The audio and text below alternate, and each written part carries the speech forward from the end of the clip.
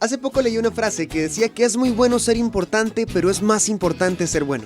Y el día de hoy tengo a Edgar Arturo Silva Loaiziga, un ser humano que cumple a cabalidad con ambas cualidades. Un liberiano de cepa, periodista, presentador y empresario. Trabajó la mayor parte de su vida en Teletica como director del programa Buen Día y como presentador de múltiples programas como Nace una Estrella, Bailando y Cantando por un Sueño y otros tantísimos más. Luego, decidió poner pausa a su trayectoria en los medios tradicionales para dedicarse a Origen, su marca de café, con la cual ha exportado café costarricense al mundo entero. Un comunicador nato y principalmente un excelente ser humano. Entonces hablemos con Edgar Silva. Bueno, muy buenos días, tardes, noches, a la hora que nos estén viendo y escuchando o lo que sea que estén haciendo con este podcast. Bienvenidos a un capítulo muy especial. No voy a decir un capítulo más porque es un capítulo muy especial. El capítulo más difícil de conseguir tal vez de este podcast.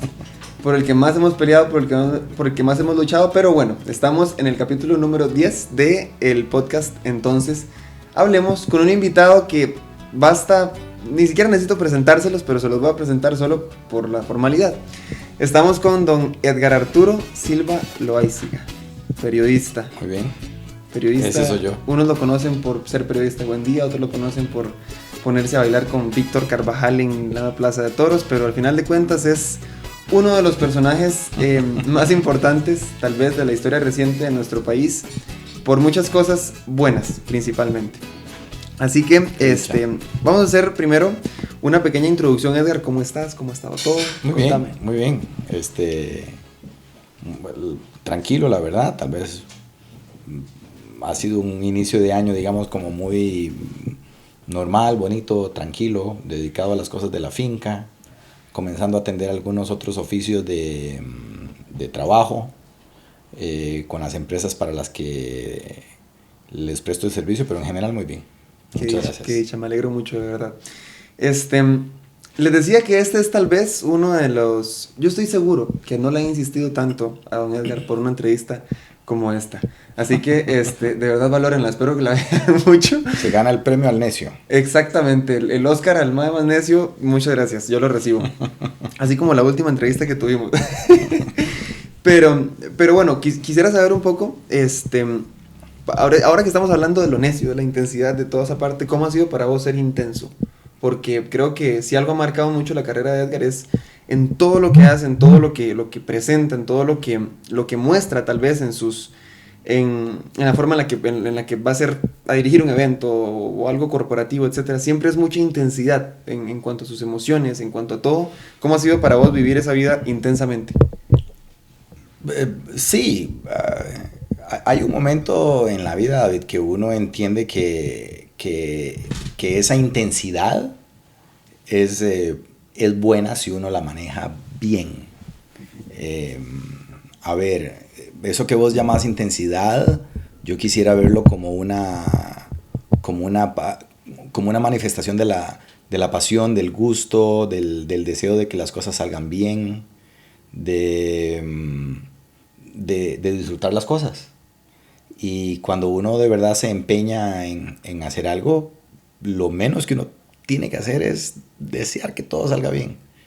Y para eso hay que ser cuidadoso, cauteloso, estudioso, sereno, saber meditar las cosas también. Y yo espero haberlo hecho bien. A mí cuando voy a hacer algo, lo quiero hacer bien, o por lo menos a lo mejor de mis posibilidades. ¿Te encanta lo que haces a vos, Edgar?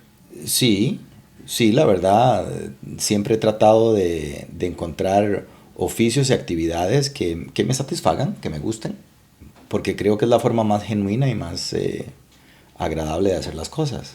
A mí desde muy niño la vida me enseñó que hay muchos momentos de gozo. Y si uno en algún momento se siente gozoso, feliz, uno sabe que uno puede lograr esas cosas en la vida. Y entonces cuando uno hace algo, quiere lograr esos mismos niveles de gozo y satisfacción.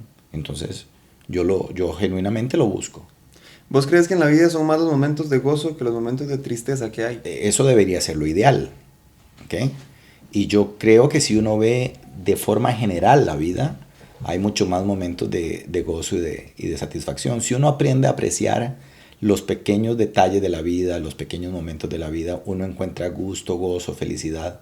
No hay duda de que hay momentos de infelicidad, ¿verdad? De insatisfacción, de tristeza, pero lo importante, David, es que uno vea las cosas más insignificantes con mucho gusto.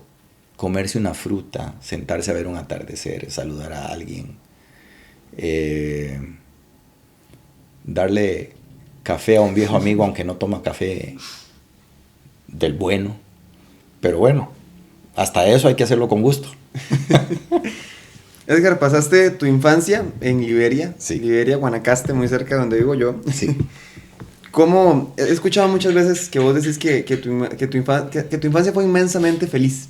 Uh-huh. Y quisiera saber un poco, que me contés vos de boca tuya aquí frente a frente, un poco más de cómo fue esa infancia, cómo aparte de la felicidad que vivías, cómo fueron esos días allá en Guanacaste y qué más extrañas de allá. Es que cuando yo digo que fui un niño inmensamente feliz, es que primero viví en una casa donde había mucho cariño y siempre hubo gente, siempre o los familiares o los amigos, siempre yo estuve rodeado de gente, de personas y que me dieron lo básico que yo necesitaba, ¿verdad? Techo, comida y yo creo que mucho amor. Y eso a mí me facilitó vivir, digamos, una etapa con mucha tranquilidad. Y además, en Liberia, David, la verdad es que en la época de mi infancia pudimos hacer muchas cosas con toda la libertad del mundo, ¿verdad? O sea, ir a jugar fútbol, ir a la finca de los amigos, a cortar nances o mangos, a pasar las tardes, no sé, en el tanque de agua, por ejemplo, viendo el atardecer. Ya cuando nos compraron bicicleta, me acuerdo que nos íbamos para esa parte de Liberia. Y la verdad es que no tuve mayores sobresaltos durante mi infancia, gracias a Dios. Y pude ser un niño que jugó, que brincó, que me ensucié, que me partí las rodillas también ensangrentadas. Fui muy pleno en eso.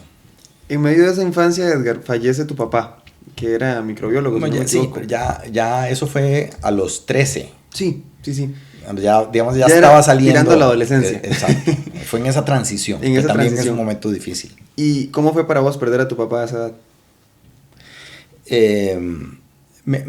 Bueno, primero mucho susto, ¿verdad? Porque en ese momento uno lo que tiene es mucha incertidumbre. ¿Qué va a pasar con nosotros? Porque yo venía de vivir una vida en realidad muy, como te digo, muy tranquila, muy plena, muy estable. Entonces era, ¿qué va a pasar con nosotros? Mi mamá en ese momento, yo siento, viviéndolo en perspectiva, fue muy fuerte, que en medio de su dolor, ella continuó, digamos, tratando de llevar una vida bastante normal. Ya para entonces, ya tenía ella el kinder. Y entonces le sirvió como terapia, pero también como un gran compromiso en ese momento para seguir educando a los chiquitos que llegaban ahí. Y yo lo que sentía en aquel momento era una gran responsabilidad de ser un buen hijo. Yo no quería inyectarle a mi mamá, o sea, yo estaba comenzando la adolescencia. Uh-huh.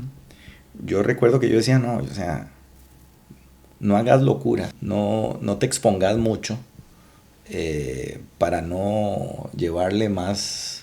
más dolor del que ya sentías. Exacto, hay más aflicción a tu mamá. Entonces, pórtate bien, ¿verdad? Y entonces, por dicha tuve amigos que me llevaban a misa todos los domingos y me cuidaban. Y entonces, la verdad es que, digamos, a pesar de la ausencia de mi papá, fue fue una buena adolescencia también en general. Edgar, hablando de esa misma adolescencia, ya que tenemos acá a don Luis Diego, el del Omar, quisiera mostrar una anécdota, porque yo en medio de toda la investigación que hacía para poder entrevistar a Edgar, porque qué tremendo personaje, yo dije, tengo que preguntar sobre anécdotas de la adolescencia, de la infancia y todo. Y en medio de todo, tengo a su compañero de colegio, que es mi tío político. A mi amigo de la vida es. ¿Quién? Y yo ya me voy a callar y voy a dejar que él cuente la anécdota, así que la vamos a escuchar todos. Escuchémosla. Te cuento una historia ahí.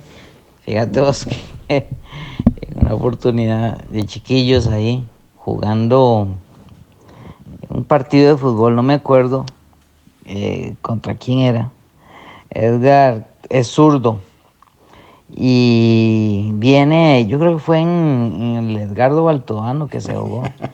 Y esa cancha, como es grandísima, viene Edgar y se va al extremo izquierdo, era delantero y suelta un disparo, ¿verdad? Que se clava en la portería y se anota un gol. Pero era un golazo, de verdad. Fue un golazo fenomenal. Y usualmente Edgar no metía goles, ¿verdad? Y y el gol Y lo anularon. y el gol lo anulan porque un amigo, compañero, Manrique Cibaja, estaba en Milpa y por eso lo anularon, pero era un golazo se jaló ese madre. Sí, nosotros éramos mejengueros, así me defino yo, ¿verdad? Porque íbamos a jugar al hotel de otro amigo, de otro compañero, al hotel, había un lote a la par del hotel que hoy se llama el Hotel Boyeros. Y entonces ahí jugábamos nuestras mejengas, pero éramos parte del equipo de la escuela. Y sí, yo era delantero y pues yo creo que más bien el gol no nos lo anularon porque Manrique estuviera en posición prohibida, sino porque él ya había anotado antes un gol que había sido ilegítimo, para decirlo, ¿verdad?, de forma elegante. Y entonces el árbitro me lo anuló a mí para cobrar el otro, cosa que es absolutamente injusto, pero sí tiene razón Luis Diego, fue un golazo y además era de las pocas veces que habíamos jugado en el estadio, ¿verdad? Sí, era... Sí, ¿y no lo anotó? No, ¿Lo anotó? Lo anoté, pero lo anularon. Hice, sí, eso es una cagada. Ahora, yo no me acuerdo si yo disparé a Marco o si fue un centro, para darle el beneficio de la duda. Pero sí, y siempre mis amigos me han vacilado, pues sea el único gol que meto y me lo anulan. Qué clase de suerte, ¿no? Sí. Edgar, después, pasa tu etapa de colegio, ¿verdad? Digamos que resumida ¿en qué? ¿En qué puedes resumir tu etapa de colegio? No, yo creo que mi etapa de colegio fue igual, como muy tranquila, en el sentido de que, bueno, ya mi papá murió cuando estábamos en octavo año, cuando yo estaba en octavo año. Yo creo que yo le tengo que agradecer eso a la vida, ¿verdad? Que a pesar de las circunstancias tuve momentos muy acuerpados, siempre estuve acompañado. Mi adolescencia en realidad era muy de colegio, casa y algunas actividades, ir al portón, una soda que había en Liberia los domingos y en aquella época nos abrieron una discoteca juvenil y entonces los domingos en la tarde íbamos a la discoteca juvenil y siempre con mi grupo de amigos, o sea, no fue como muy llevadera, como muy agradable, muy serena. No te voy a decir que fue aburrida, es que en realidad fue serena, porque hacíamos de todo, paseábamos, yo tal vez en la época de colegio me involucré más como en actividades de organización de actividades en el colegio. Ya para entonces me pusieron como a animar las asambleas del colegio, por ejemplo, y yo me involucré con el Tribunal de Elecciones Estudiantiles, y bueno, de todos los trabajos, la gran mayoría de trabajos los hacía con Luis Diego, estudiábamos en eso juntos. Él era más noviero que yo, entonces había que acompañarlo a marcar, pero fue una época muy, muy, muy bonita, ¿verdad? A pesar del momento de transición que yo estaba viviendo en mi familia. Sí, claro. Y después, bueno, después de esa etapa de colegio, pasas a la universidad, sin embargo, estudias 6 meses generales y, sí, y te vas para Estados Unidos. Sí, correcto. Yo salgo del colegio, estudio generales, ya estando en el colegio, yo hago la aplicación para hacer un año de intercambio. Y por cierto, me acuerdo que le dije a ese maje que lo hiciera conmigo y no quiso irse. Me dice, no, es que perder un año de universidad, no, es que yo quiero salir rápido de la U, hagámoslo. Bueno, entonces me fui solo a hacer mi año de intercambio. Y entonces yo ese proceso lo comencé cuando estaba en quinto año. Asistí a unas reuniones y se hizo efectivo cuando estaba a los 6 meses de generales. Entonces, en efecto, yo partí mi año de generales en 2. El primer semestre de un año y el segundo semestre del año siguiente. Y regresé, cuando regresé terminé las generales y al año siguiente estudié un año de Derecho, ahí en la Facultad de Derecho de la UCR. Pero como a los 6 meses yo dije, no, yo aquí no hago nada, no me veo. Entonces ahí fue donde yo comencé a pensar si podía entrar a la escuela de comunicación. Y por dicha la nota de admisión me dio. Y entonces hice el cambio, la solicitud y... ¿Cómo fue para vos ese intercambio en Estados Unidos? ¿Qué tanto te cambió? Yo siento que a mí en lo que me ayudó mucho es como primero a hacer el proceso de emancipación más, como con más claridad y más seguridad. A mí me enseñó mucho en que yo tenía la capacidad de adaptarme, por ejemplo.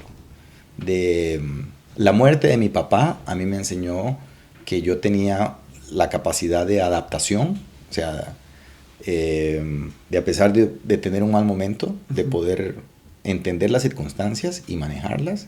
Y en Estados Unidos era lo mismo, ¿verdad? Porque yo venir de un colegio o de unas aulas donde todo el mundo te conoce, donde todo el mundo te habla, donde tenés, ¿verdad?, cierto grado de amistad con todo el mundo, a ser prácticamente ignorado en un colegio de los Estados Unidos. Y yo decía, nadie me conoce, nadie me habla. Y hubo muchos días en Estados Unidos en los que pues caminaba solo, asistía a actividades solo, y me di cuenta que no pasaba nada, que yo seguía con la misma esencia, ¿verdad? Y que podía adaptarme a esas circunstancias. Y entonces por ese lado me dio mucha seguridad, ¿verdad? Mucha tranquilidad. Y yo comencé como a manejar con más seguridad mi forma de ser. Que es muy sorprendente eso porque de ese tipo de experiencias al final de cuentas sí llegan a cambiar muchísimo, pero principalmente enseñar mucho más de lo que cambia. Sí, y te enseña a reconocer tus límites, te enseña a entender, o por lo menos a mí me desmitificó las distancias entre los seres humanos, por ejemplo. Cuando vos te das cuenta que una muchacha de Malasia o de Tailandia, que un italiano, que una sueca, que un alemán, como que nos preocupaba lo mismo, ¿qué va a ser de mi vida? O sea, vos veías... No estaba tan lejos. No, o sea, y esa misma, o sea, esa misma desmitificación de las personas, a mí me ayudó. Yo recuerdo cuando yo comenzaba a hacer entrevistas ya como periodista, ¿verdad? Porque vos entendés que al final Jennifer López es un ser humano más, ¿verdad? En una situación particular, pero es un ser humano más. Y yo eso lo definí, lo concluí de decir, bueno, o sea, si hay alguien en Suecia o en Italia o en Perú que somos esencialmente el mismo tipo de seres humanos, ahí estamos todos, estamos en el mismo canasto. Edgar, después de, bueno, entras a la Escuela de Comunicación Colectiva y cuando estás en tu cuarto año, es que entras en vivo a las 5. No, cuando estoy en segundo año. En segundo año es cuando entras en vivo a las 5. O sea, yo comencé muy temprano, David. O sea, yo casi que comenzando a estudiar, comienzo a trabajar en Teletica. Entonces yo prácticamente toda mi carrera la trabajé y la estudié. Cubriendo un permiso de maternidad llegaste a Llegué, vivo a las 5. sí, correcto. Llegué y les gustó mucho mi trabajo, ¿verdad? Y eso fue una confirmación de que yo iba por buen camino. ¿Crees que fue la oportunidad de tu vida esa? Pues yo creo que sí, porque me quedé 25 años.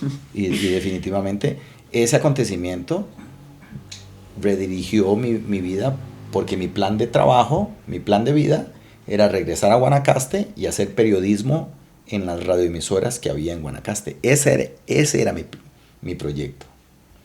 Evidentemente nunca lo llegué a materializar porque me quedé en Teletica, donde me acogieron y me dieron todas las oportunidades que he tenido y fui inmensamente feliz. Que ahí pasa algo muy curioso también, porque mucho se habla de muchas personas conspiranoicas sobre lo que pasa dentro de los medios tradicionales, sobre qué está mal, sobre qué no está mal, sobre las líneas editoriales, etcétera, etcétera, etcétera, que termina siendo un desorden al final de cuentas. Uh-huh.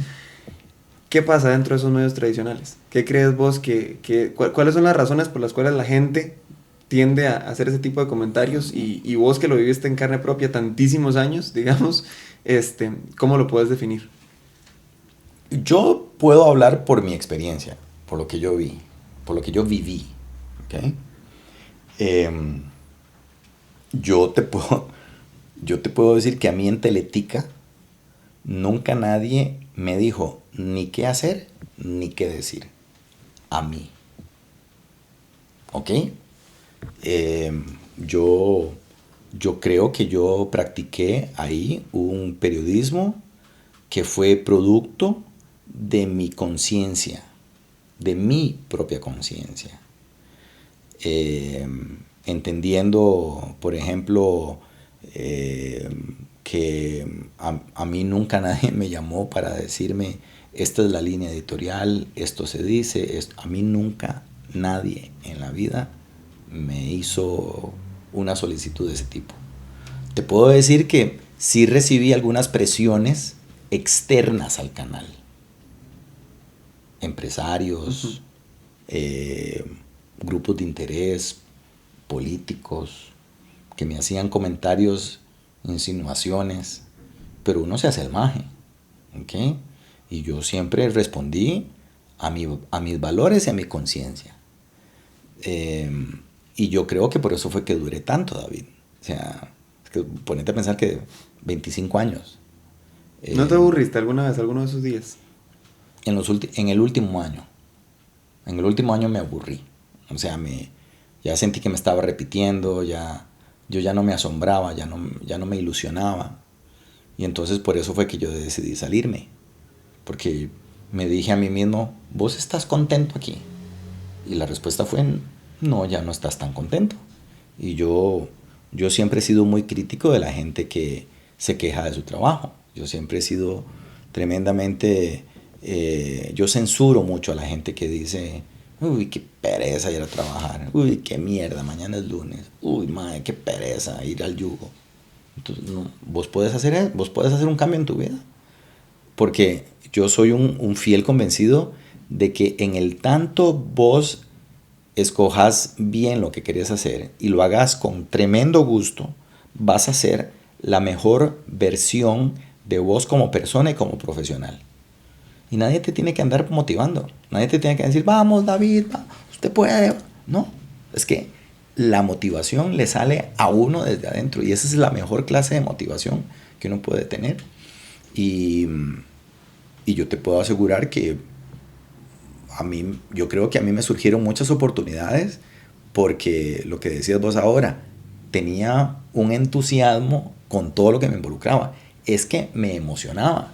Y además la gente decía, es que ese mae sale en todo. No. a mí me invitaban a participar en todo, que es otra cosa. La gente quería que estuvieras ahí. Sí. Y hasta el día de hoy. Sí, porque y lo voy a decir sin falsas modestias, conmigo es fácil trabajar. Porque cuando vos tenés en tu equipo de trabajo a alguien al que le gusta trabajar, que aporta, que no es problemático, que no se pelea con la gente, sino que... Y a mí ese es el tipo de trabajo que me gustaba. Y por eso yo creo que a la gente le ha gustado trabajar conmigo. Punto. Cuando vos dijiste ya, digamos, me aburrí de trabajar en Teletica, ¿ese fue el punto de inflexión que te hizo renunciar? Sí. Porque yo dije, bueno, es que ¿qué más puedo hacer aquí? ¿Qué más? No podía ir a decirle a... No podía ir a decirle a doña Pilar y a don Ignacio, váyanse. ¿Verdad?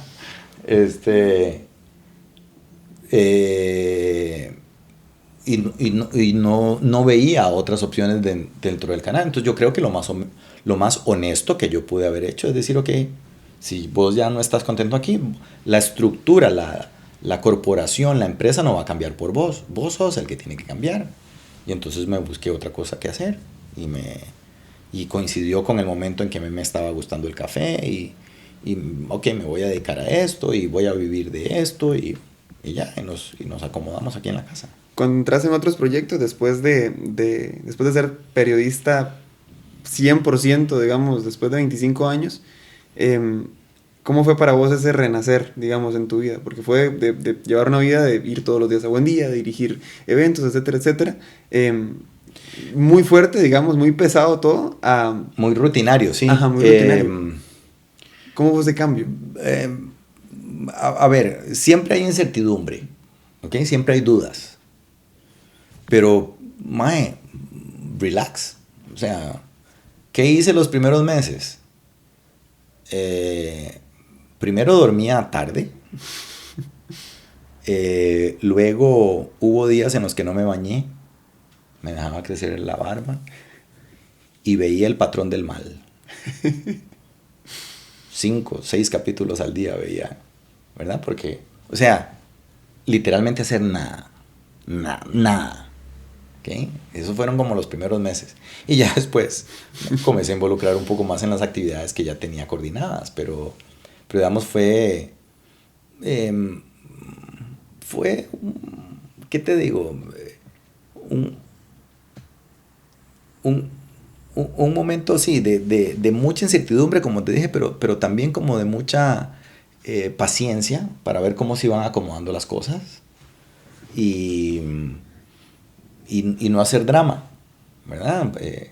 Mi esposa estaba bien, mi mamá estaba bien, mis hermanos estaban bien, y yo lo que tenía era que, ¿verdad? Seguir haciendo mis actividades con el mismo entusiasmo y entender que yo podía vivir con menos de lo que yo hacía, por ejemplo, en Teletica. Sí, claro. ¿Me explico? Entonces, no dramatizar con eso. Yo sabía que yo ya había construido algo, que ya tenía algo fijo, caminando, y que necesitaba relativamente un poco menos, y comencé a entender, por ejemplo,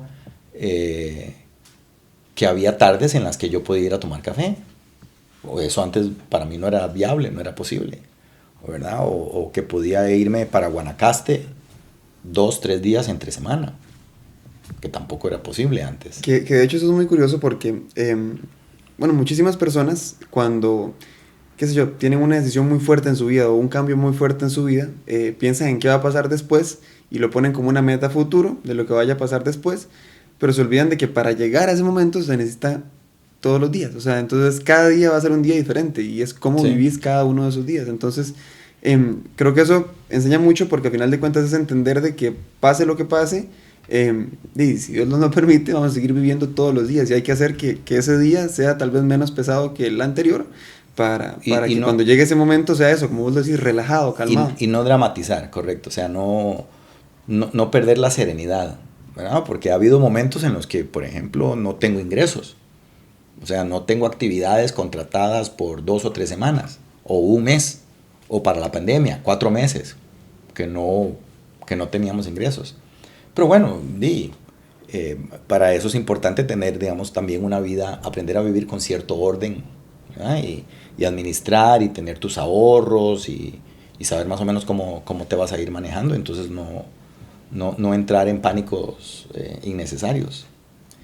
¿Cómo hiciste vos toda la vida, digamos, expuesto a la opinión pública para mantenerte siendo vos y no lo que decían los demás, las opiniones, tanto lo bueno como lo malo, que no se te subiera a la cabeza, digamos, tantas veces? ¿Cómo fue ese Edgar que ha vivido toda una vida expuesto, digamos, a esa misma opinión pública? Al principio es muy difícil, o sea, no te voy a negar que, que los malos comentarios duelen. Todavía al día de hoy duelen.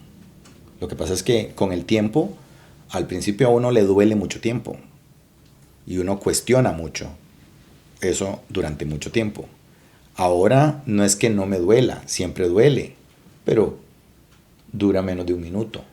O sea, ya aprendes a asimilarlo y comenzás a entender la dimensión de las otras mentes que están afuera y cómo te valoran.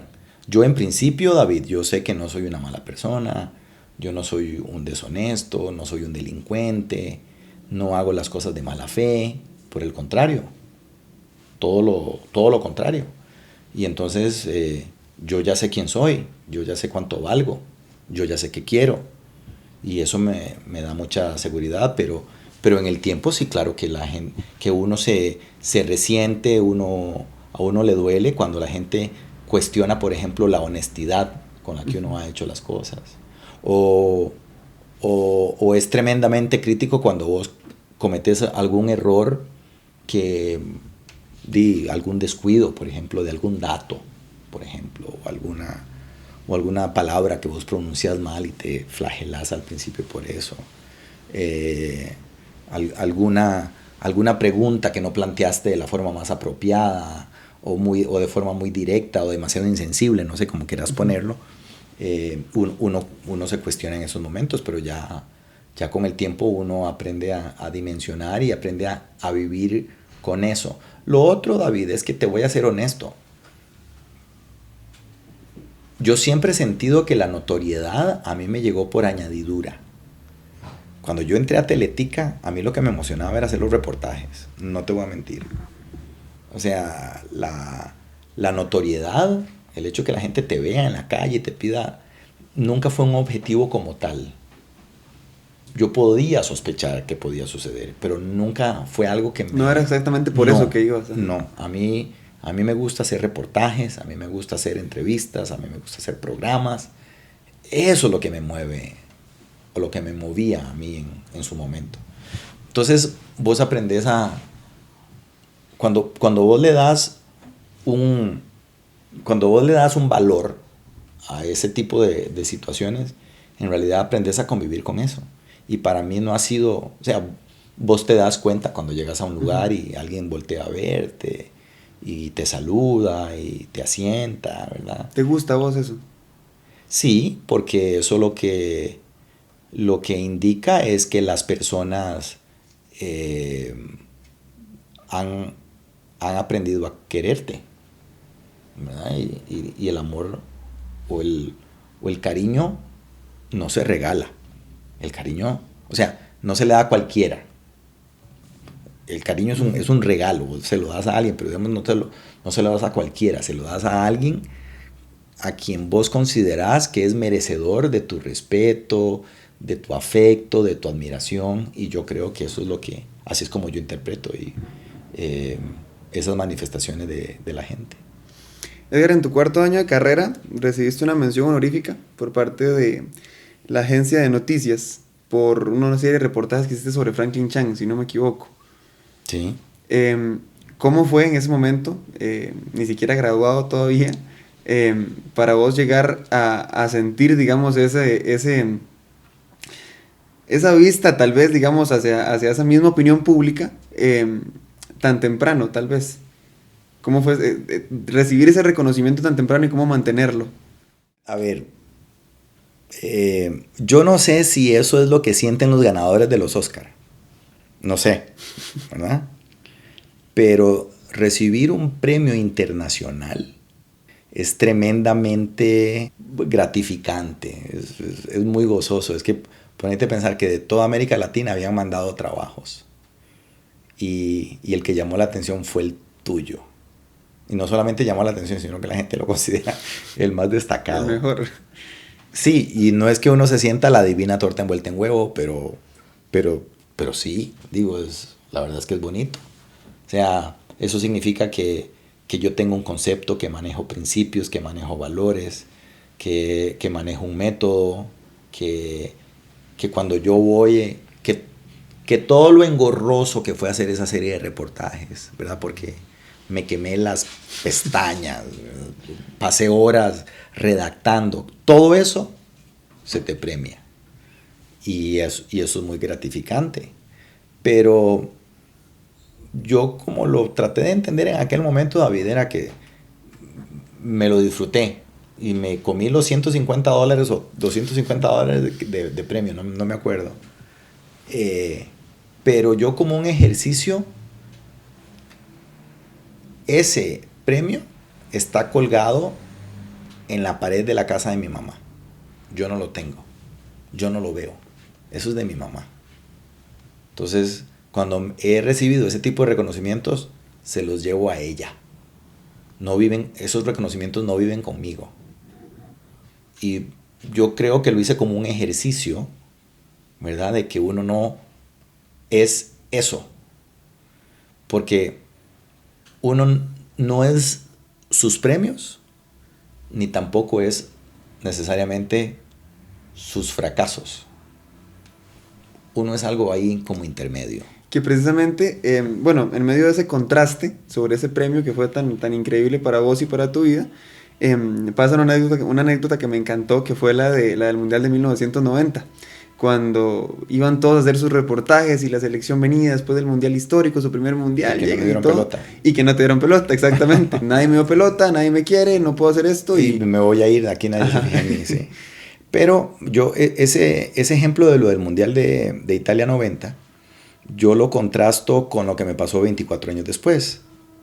Cuando yo soy el representante del canal en la tarima donde estaba la selección de Brasil 2014. Y entonces yo me acuerdo que cuando yo iba para arriba de la tarima, yo dije, maje, en el 90 nadie me dio pelota y ahora me voy a comer a este público aquí al frente. Entonces, para eso me lo comí yo solito, pero lo disfruté intensamente porque significaba de una carrera. Eso significaba mi carrera. Que las cosas no te caen del cielo, te tienes que ganártelas. Que los reconocimientos y las oportunidades no te llegan más que producto de tu propio esfuerzo y de tu propio camino y de tu trabajo honesto. Y claro, o sea, estaban todos los maes de Brasil en la tarima, unas cuantas personas más y yo. Y los héroes nacionales, yo los tenía ahí al frente. Yo era de los poquitos que estaba ahí en la tarima. O sea, yo no lo estaba viendo por televisión. No, yo estaba ahí. Entonces esas cosas saben muy rico. Pero eso es producto del tiempo, David. ¿Y cómo es el momento en el que después de esa gratificación tan gigante, después de habértelo comido vos solito, digamos, ese triunfo, digamos, cómo seguir? ¿Cómo seguir y seguir y seguir? Porque yo creo que muchas veces pasa que cada quien en su carrera tiene sus momentos de gloria, pero ya pasan y listo. Pero vos estás mantenido siempre, estoy casi completamente seguro de que en la misma línea, siempre en la línea de lo bueno, de que siempre destacás, de que siempre haces algo diferente. Entonces, ¿cómo mantenerte tanto? Yo no le he tenido miedo a los proyectos que me han ofrecido, por ejemplo, hacer.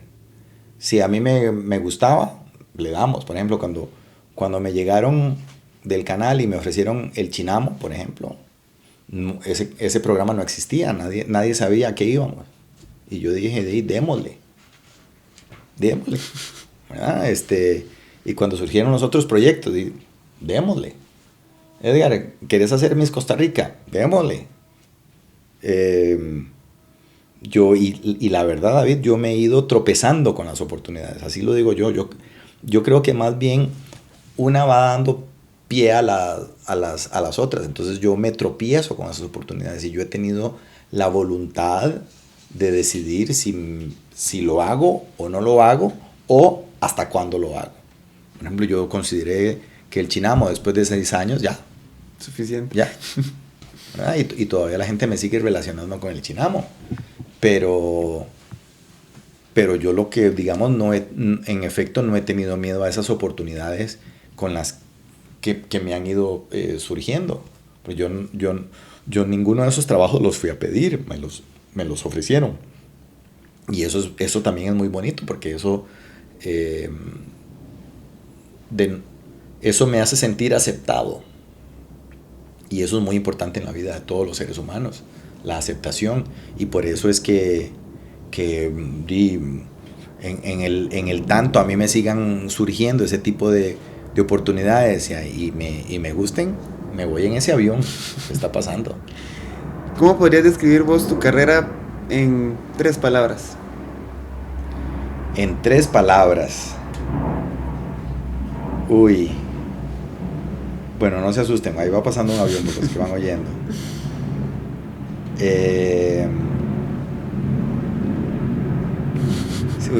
Está durísimo. Sí, y uno siente que va pasando, como estamos grabando con los audífonos, entonces uno siente que estamos en el aeropuerto. Bueno, prácticamente estamos en el aeropuerto. B, 3 palabras para definir mi carrera.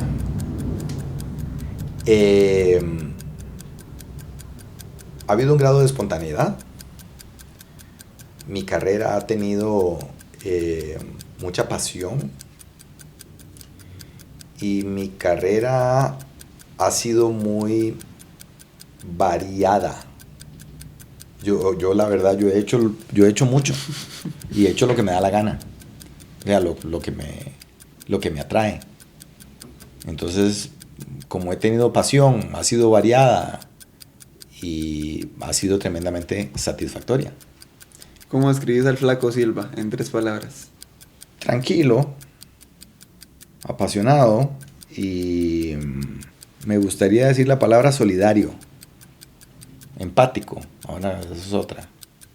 Pero como por ahí, sí. O sea, siempre he tratado de servirle a la gente, de que mi vida que le sirva a las personas que han estado alrededor.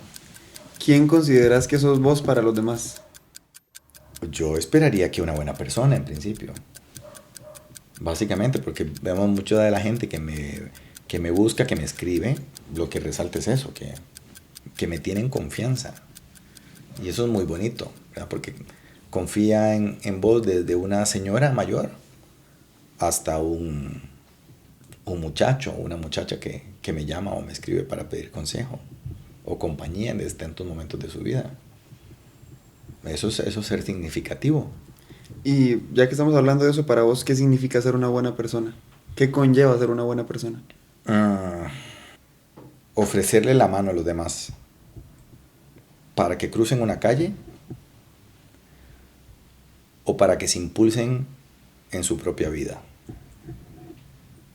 Desde ese acto cotidiano hasta algo más significativo y relevante. Ser una buena persona es estar atento a gente alrededor a la que vos le puedas servir de alguna manera. Edgar, a mí siempre, desde que me aceptaste la entrevista, digamos que la aceptó, siempre quise preguntarte, o al menos conocer tu perspectiva como periodista del periodismo en Costa Rica. Uh-huh. Porque mucha gente dice que el periodismo en Costa Rica ya no es crítico, los medios están comprados, que Rodrigo Chávez le tira a La Nación, que muchísimas cosas que se presentan, ¿verdad? Que al final de cuentas como que abruman la imagen del periodismo en Costa Rica, pero ¿qué opinas vos del periodismo? Todavía hay muchísima gente valiosa. Y cuando hablo de muchísima gente valiosa, son de profesionales comprometidos que están haciendo un trabajo de búsqueda de informaciones que sean relevantes para la sociedad y que los están trabajando con mucho compromiso de investigación, de comprobación, de verificación, de confirmación, ¿verdad? Para que salgan buenos trabajos que de verdad le den a la audiencia, al público, una perspectiva de lo que está pasando. Y yo creo que sí hay muchísimas personas comprometidas con esa búsqueda del bienestar y de la veracidad. Porque la verdad en esto siempre va a ser como muy relativa, pero digamos, yo creo que es más justo hablar de la búsqueda de la veracidad, de algo, de datos que se puedan comprobar, verificar, ¿verdad? Y que no haya duda de que lo que estás diciendo está basado en datos y en hechos irrefutables. Y que no haya alguna alteración tampoco. Correcto. Y yo creo que hay muchísima gente muy valiosa con eso. Lo que pasa es que... ¿Qué pasa cuando la farándula? Que hay tantísima farándula y no tanto... Bueno, porque es que tal vez eso es lo que más llama la atención, pero a veces dudo de que sea necesariamente así.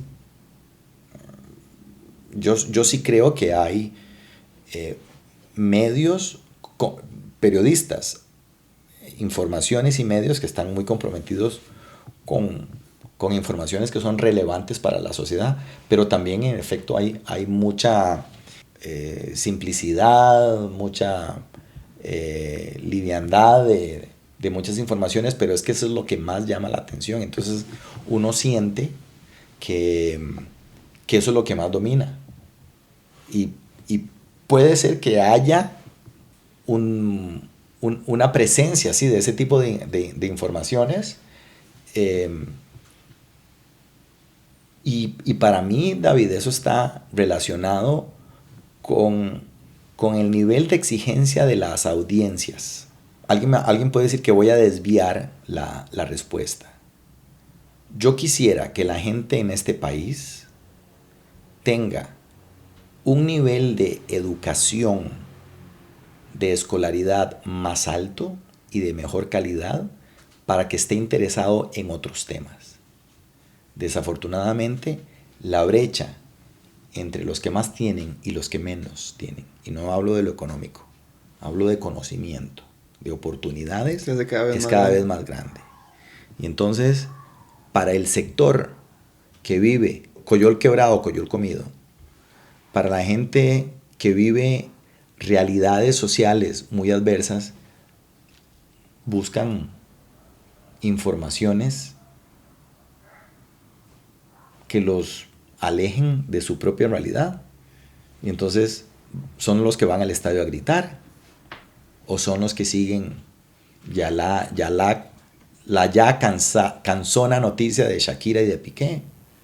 O sea, yo puedo saber que le está pasando a Shakira y a Piqué, pero tampoco es para consumirlo todos los días. Ya, déjenlos, ¿verdad? Pero la gente sigue leyendo esas mismas informaciones.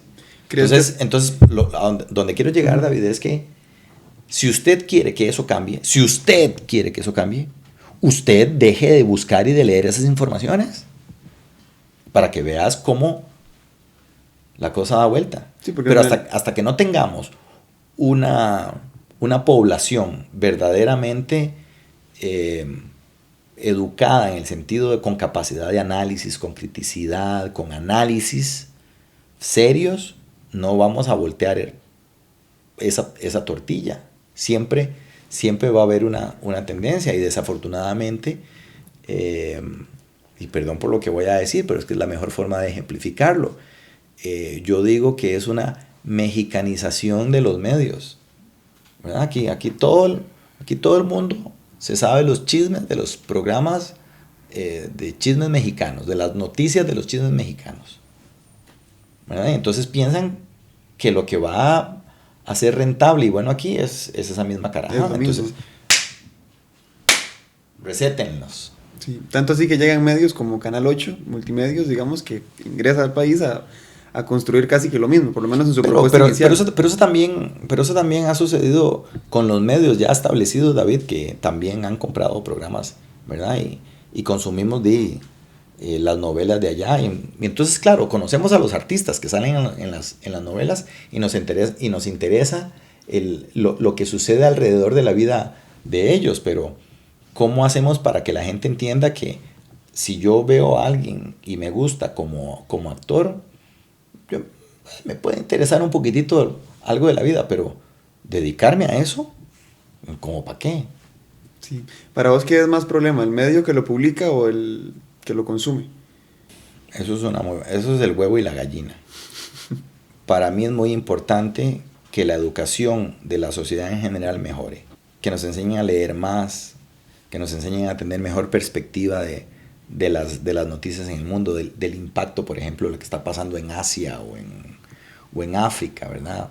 Tener una conciencia de lo que está pasando a otros seres humanos en otras latitudes. Yo sí creo que en mucho cambiaría si el consumidor mejora su exigencia. Más de parte del consumidor, porque al final de cuentas si el consumidor... Yo prefiero porque yo estaba adentro, ¿verdad? Entonces yo sé, ¿qué le das a las personas? Te lo voy a poner así, cuando yo comencé Buen Día, yo veía qué era lo que estaban haciendo otras revistas matutinas en América Latina. Es decir, yo tuve la oportunidad como productor de Buen Día, porque a mí nadie me dijo qué hacer exactamente. Yo tuve la oportunidad de conseguirme a un grupo de baile de unas muchachas con unos chorcitos que bailaran diciendo buenos días Costa Rica. Bueno, yo tuve y lo pude haber hecho. Escogí que no. Yo me pregunté qué tipo de informaciones quiero yo que a mí me gustaría que la gente vea. ¿Cómo hago yo para que mi sociedad sea mejor? Y también tampoco soy hipócrita, me explico. O sea, esa vara de que la gente piensa que en los medios de comunicación todos los días tiene que haber educación y, ¿verdad? Y cultura y qué sé yo. Mentiras. Un montón de hipócritas. No se van a meter también en una cantina y no se echan una birra y no hablan, no cuentan chistes. O sea, la vida también es esa. Entonces los medios de comunicación informan, educan o entretienen. Esas son, si vos te das cuenta, ahí está dividido la programación. Ahora, opciones hay, David. O sea, yo te puedo decir que Canal 13 tiene muy buenos programas culturales. ¿Quién los ve? ¿Quién? Pero la opción está ahí. Entonces no sean hipócritas. O sea, la misma gente le dice a la gente o a las empresas de televisión qué es lo que quieren ver. Entonces, las opciones están ahí. ¿Cuánta gente enciende el televisor para decir, uy, hoy voy a ver el Discovery Channel? Hoy voy a ver el History Channel. Es que no. La gran mayoría lo que ven son películas para entretenerse. Y la mayoría de la gente enciende los medios de comunicación para entretenerse. Y eso uno lo tiene que tener claro. Ahora, ¿cómo hago para que el entretenimiento tenga algún valor? Que sea más agradable o más productivo, por decirlo de alguna manera. No. Esas son las fórmulas que uno tiene que buscar. Sí, claro. Igual yo siento que das mucho en el punto cuando mencionas lo de la educación, porque al final de cuentas es un proceso que se va a ir dando. Tal vez no dure 2 años, 3 años, pero conforme se vaya dando y digamos que la educación en la sociedad cambie, van a ir queriendo otro tipo de contenido. Vos sos un ejemplo de lo que estamos hablando. ¿Ok? Hay muchos muchachos que tienen la misma edad tuya que prefieren en este momento hacer alguna otra actividad, digámosle que menos provechosa que hacer un podcast. Por ejemplo, vos sos una persona que recibió desde tu casa y luego en las estructuras formales de educación conceptos, perspectivas, análisis, y vos valorás muchas otras cosas que otra gran cantidad de muchachos no valoran o no son conscientes de.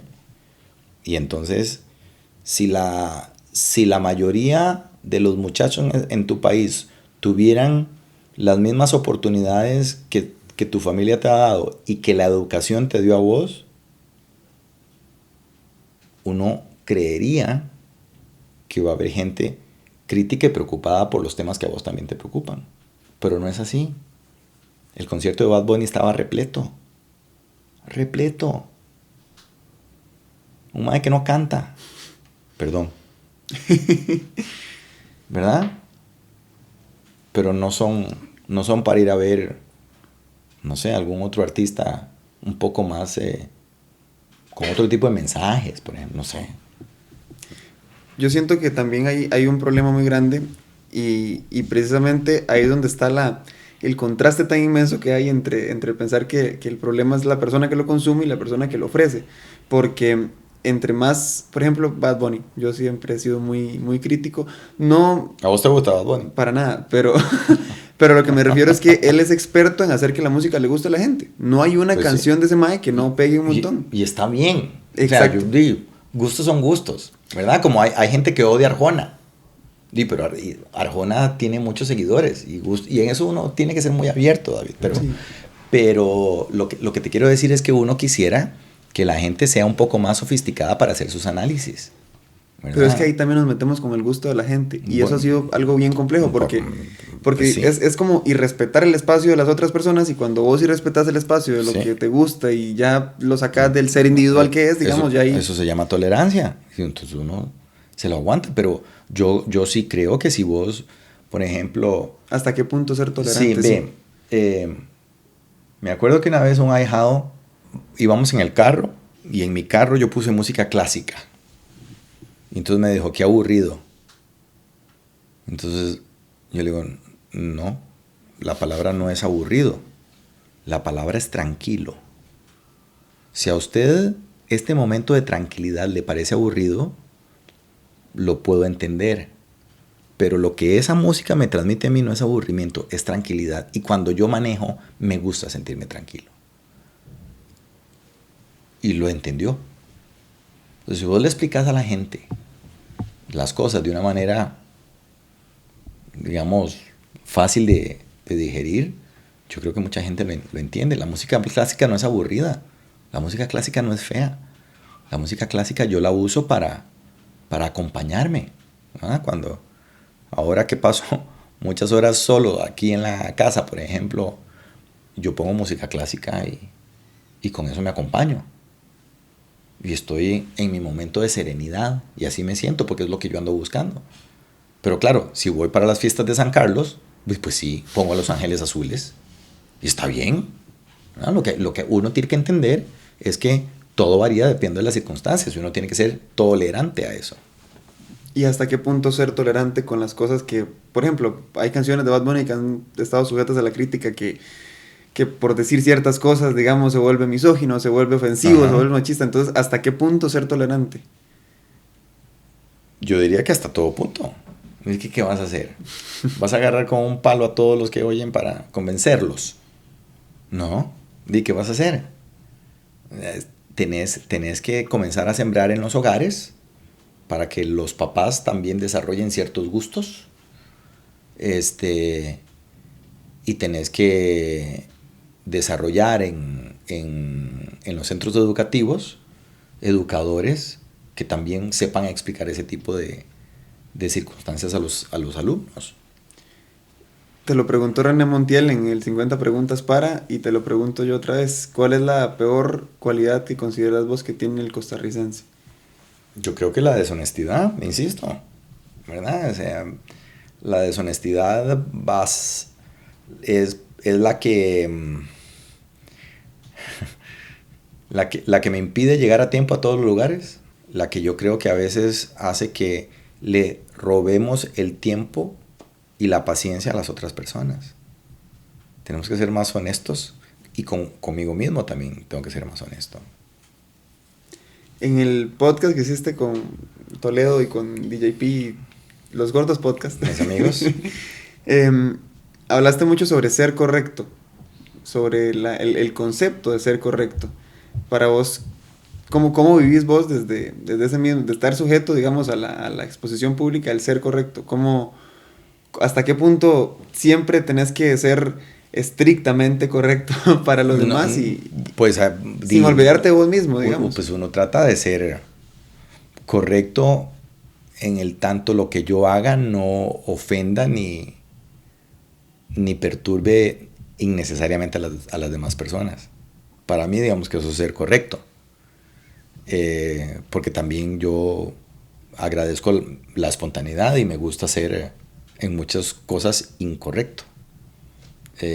Me gusta salirme de esos cajones, ¿verdad? para tener la capacidad de sorprender, porque yo creo que a la gente también se le llega desde la sorpresa, cuando alguien no se espera algo tuyo.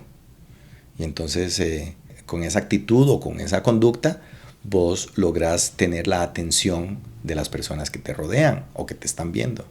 Y para el comunicador, David, eso es lo más importante, tener la atención de las personas, de tu audiencia.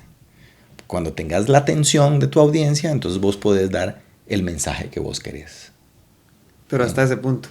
Sí, pero digamos, vos tenés que trabajar por esa atención. Yo siempre digo que si vos odias a alguien, o si alguien te desagrada sobremanera, vos le pones atención porque te cae mal. Entonces estás pendiente de lo que está haciendo. O le pones atención porque te cae bien. De las dos formas, el comunicador gana, porque yo tengo la atención. Y cuando yo tengo la atención, yo puedo dar los mensajes. Y yo soy valioso como comunicador en el tanto yo logre la atención de la gente para dar los mensajes. Te caiga mal o te caiga bien, pero vos escuchás lo que yo te digo. Y lo importante es que mi mensaje llegue. ¿Qué le podrías decir a los jóvenes de hoy en día de Costa Rica? ¿Cuál sería tu mejor consejo que podrías dar para los jóvenes para la juventud de Costa Rica? Que se preparen esencialmente para ser buenas personas. Que yo puedo entender que la gente quiera ser famosa o notoria, pero que eso no es lo importante. Lo importante es esencialmente ser una buena persona.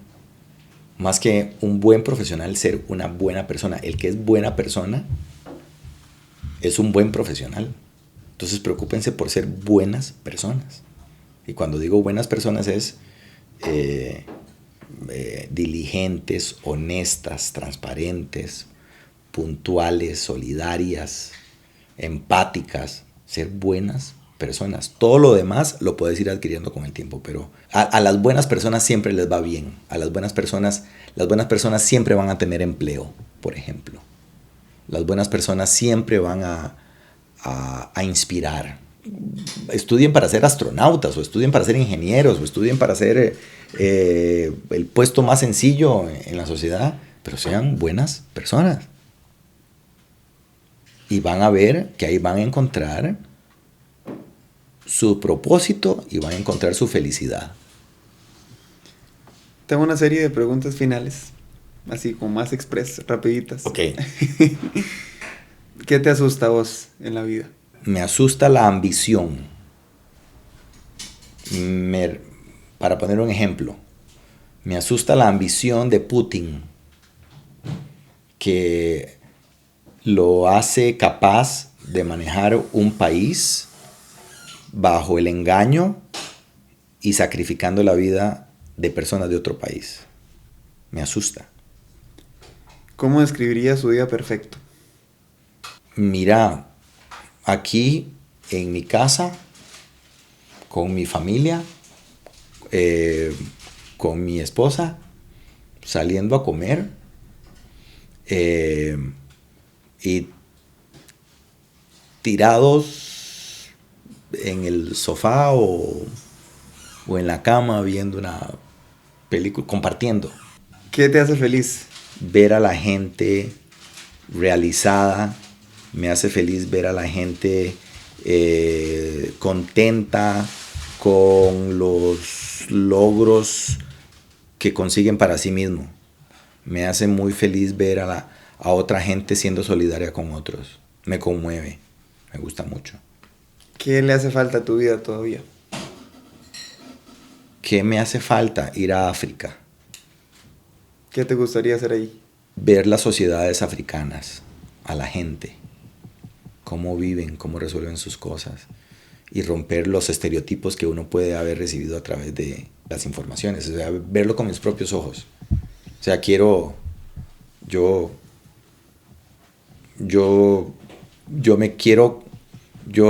viajar, yo me quiero comer y beber todo fuera, conocer. Conoces por acá. Sí, así es.